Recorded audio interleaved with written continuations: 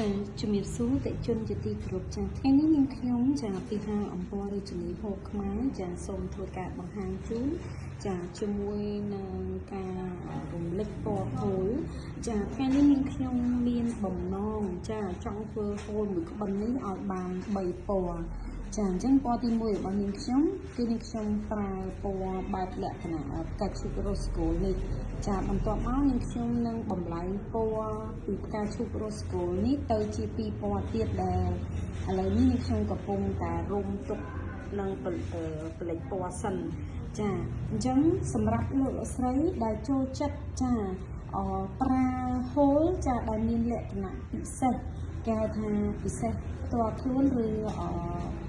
បែបលក្ខណៈពិសេសសម្រាប់ក្រុមគ្រួសាររបស់លោកស្រីចាសូមលោកស្រីកុំភ្លេចហាងអំពររាជធានីហូបខ្មែរចានាងខ្ញុំនឹងផ្ចិតផ្ចង់ចាធ្វើជូនលោកស្រីយ៉ាងលម្អិតចាដោយដៃក្រុមការងារនាងខ្ញុំផ្ទាល់តែម្ដងហើយសំខាន់ចានាងខ្ញុំផលិតពណ៌និងធ្វើពណ៌ទាំងអស់នេះនៅទីក្រុងភ្នំពេញទេចាហើយសម្រាប់ផលិតផលសម្រាប់បំបាញ់សម្រាប់បានយើងផ្ញើជូនទៅបងប្អូនយើងនៅខេត្តក្បានចាអញ្ចឹងនៅក្នុងមួយពណ៌ដែលនាងខ្ញុំសម័យចង់ដាក់នេះគឺចង់ជម្រាបថាលក្ខណៈផ្លែកភ្នែកចាហើយតែចំណុចតូចទេដែលជាការរំលេចណែនាំទៅលើតងផ្កាទៅលើកញ្ចុំតាហើយលោកស្រីឃើញបែបនេះចាតែរបៀបផលិតនេះចាពេលដែលយើងធ្វើឲ្យសម្រាប់ហ្នឹងគឺខ្លាចជាម៉ត់តូចល្អិតបែបនេះចាអញ្ចឹងអ្វីដែលលោកស្រីពងឃើញហ្នឹងគឺថាពិតជាអស្ចារ្យមែនទែនសម្រាប់នាងខ្ញុំដូនតាដែលគាត់មានស្នាដៃ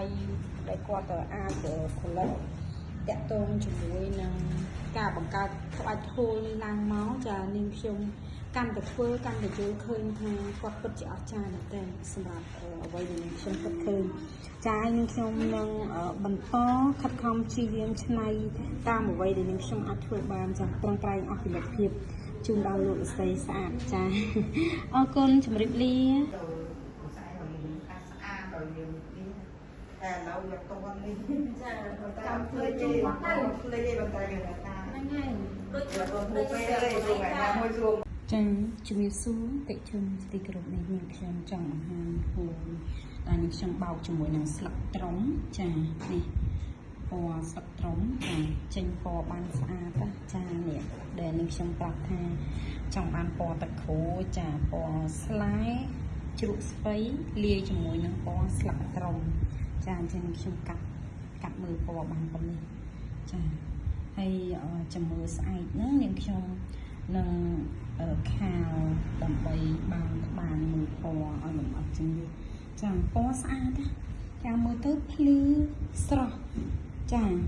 ហើយលាយជាមួយនឹងស្លែភ្លីងនេះចាស្អាតណាស់ចានេះយើងកាត់បានប៉ុណ្ណឹងឯណាចាតាមពិតបើកាត់ទាំងអស់ឃើញពណ៌គៀតនឹងស្អាតខ្លាំងចានេះយើងមើលពណ៌ប៉ុណ្នេះសិនណាចាអរគុណជម្រាបលា